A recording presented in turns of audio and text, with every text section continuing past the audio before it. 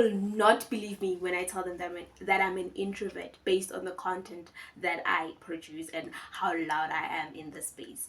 People won't believe me when I tell them that I'm an introvert. Anyways, hello everybody. If there's no vent in the if there's no mini vent in it, it's definitely not recorded by me. Or the vent was definitely cut out. So, hi everybody. It's me, Kheto. Welcome back to Finding Joy in Becoming. If you have been here before, I am very grateful. Thank you for putting your trust in me. And if you're new, I hope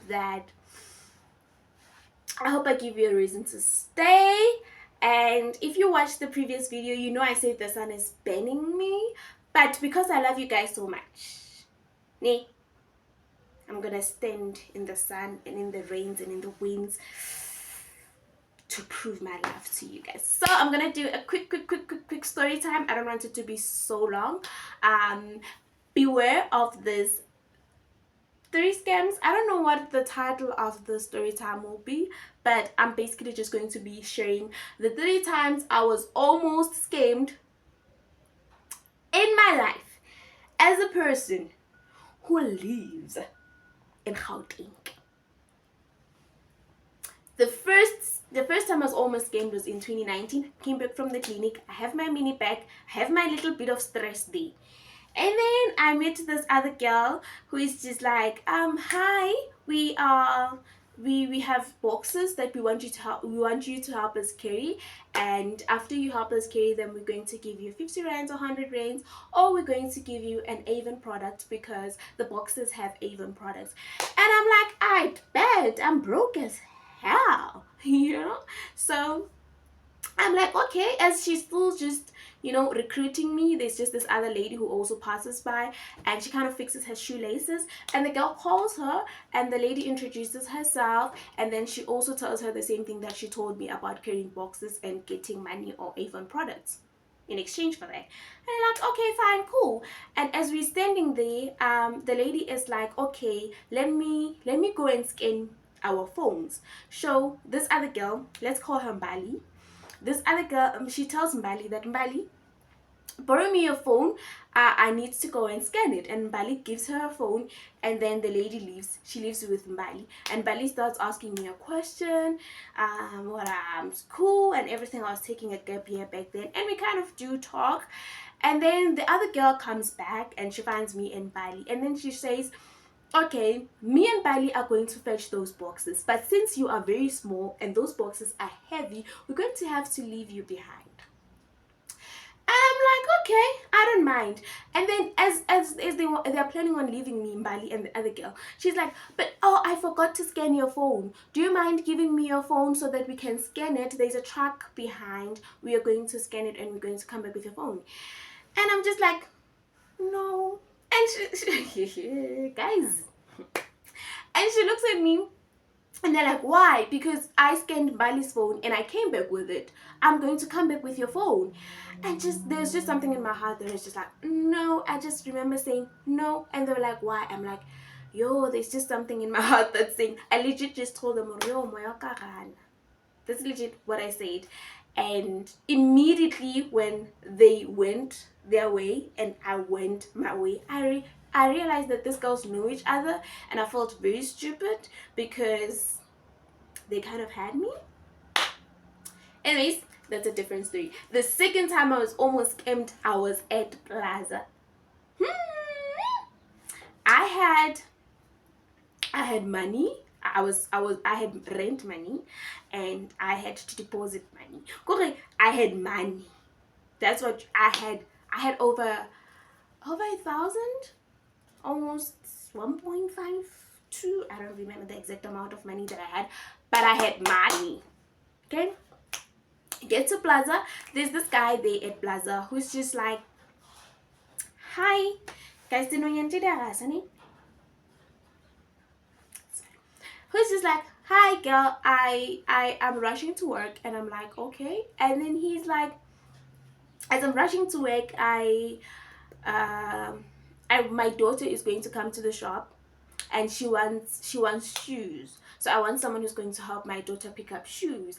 And as a good South African citizen that I am, I'm like, okay, when is your daughter coming? And he's like, oh, I don't know when she's gonna come. Her mother's going to drop her off, and you just have to help her find shoes, and after that you have to help her get into a taxi. And I'm like, okay, what type of shoes? And we start talking about the different types of shoes. You know where the problem started that made me be like, okay, I can't do this? It started when actually no, that was not the problem. I almost did it.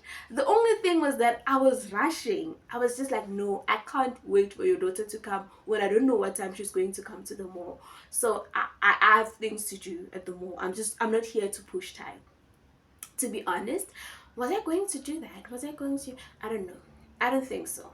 I don't think I was going to do that, because as we are speaking, he gives me a card and he's like, this card has 1,000 rands and I'm gonna give you my pin, but like I don't trust you, with this card. I think the moment he started wanting to give me a card that had 1,000 rand, I was just like, I can't do this, because I can't be trusted with, like, not that I can't be trusted, but like I was always those kids who were taught never to play with other kids' phones, never to play with other kids' laptops. If you don't have anything, you don't have it. Simply because if you are senior more, who's going to have to fix it? So at that moment, I'm thinking, if anything happens to that money that's not mine, what's going to happen to me? So I'm just like, no, I can't take it, because I don't want to be responsible for anybody else's money. I think that's one of the reasons why I did not take the card, simply because I didn't want to be responsible for the 1,000 rings. But the moment I said no, and I'm just like, no, I can't, I'm in a hurry and stuff like that, I make excuses and I get into arguments, I realized that actually, when this guy was telling me that there's 1,000 rand in this card and can I trust you, he was going to require some sort of security from me. There was going to be either a phone or money. And if I trusted him, if I trusted that there was 1,000 rings and that card that he was going to give me, I was going to trade it for something else, and I was not going to find that thing. And that card, I'm sure that it had no money. Anyways, the last scam is pretty recent, so please be on the lookout. The last scam, not the plaza one, the one that I'm going to narrate now. So I was walking. Where was I coming from? Was I coming from the clinic or the library? I don't remember, but I was walking and I find this man who speaks to me. And Spedi says one thing about meaning. They are different. I respect people who speak Spedi, like like that Spedi. And he approaches me and he's just like, do you know this place where there's a lady who does hair? And I'm like, no, I don't know that place. And he's like, it's a common place, a lot of women go there to do their hair. And I'm like, look at my hair. And then I didn't say that but like, and then he just continues telling me about this place that he's looking for, and I'm like, I don't know it. And I attempt to walk away, and then he's like, oh wait, before you walk away, I'm a prophet. And I'm like, oh, okay, that's interesting. And then he's like, there's this woman who is pregnant. She is long overdue. She's like, I think he said 10 months pregnant or something like that. And she ba mo file mpa ka sepedi ke tlo reng ka sekgwa ke tlo reng they tied her womb. That's what he said. Like, she can't give birth because they tied her. So he said that he has to go and help her. And I'm like, no, I don't know any woman like that. And immediately as we're talking about that, immediately when they're talking about that, this other man comes. And how did I know that it's a scam? They know each other. How did I know they know each other? Spedi Sabana, it sounds exactly the same. It's the kind of Spedi that's so rare in Temis. Like, Temis is filled with many Pedi people, but there are also different dialects of Spedi. But like, you can hear that these people come from the same place, and they come for me, and you can tell that these people are banality puza face value too, so they hang out together, you know. And as the person just comes and the man stops him, that means the other man is holding a newspaper. And you know, now that I actually think about it, the way he was holding the newspaper, I don't know how to, oh my word, the way he was holding that newspaper was like suspicious, you know.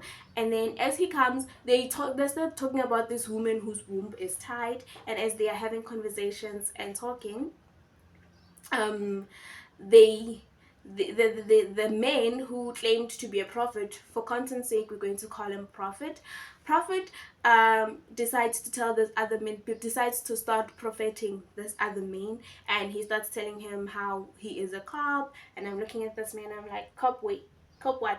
Apuza face, but my police are, but no guys, he didn't look like a cop.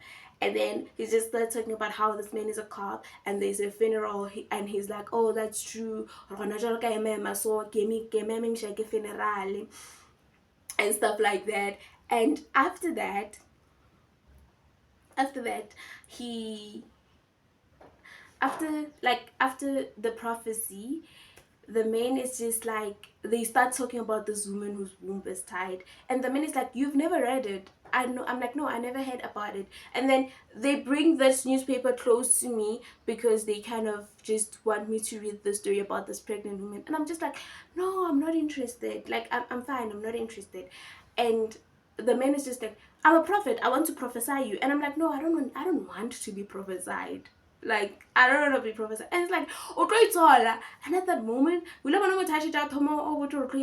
you were just thinking to yourself that I'm disrespecting a whole prophet. But I was like, no, I know what prophets are. If I want a prophet, it's very easy to find a prophet. But the kind of prophet that just comes to me, that was sus. That was suspicious. But yeah, I mean, I did survive. What do I think was going to happen with that scam? I have no idea. That's the thing. I didn't.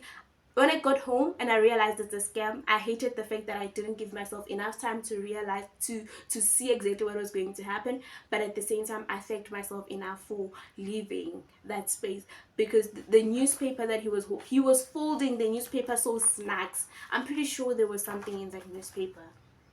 And I was just telling my brother, what if they're just going to open this newspaper and blow something in my eyes? Or what if it was going to make me diesel? Because the way they're telling newspaper, it's so abnormal. Guys, I grew up around newspapers. Newspapers, it's like we grew up in generation where our parents used to hit us with newspapers in our head, like as a way to greet us or something like that. There's a certain, you don't hold a newspaper like you're holding gold. You don't hold a newspaper like that. Like, yes, you don't want it to have creases and everything, but you don't hold a newspaper like that. Anyways, yeah, guys, that's it from me, your girl Khata M. Don't forget to like, comment, and subscribe. And yeah,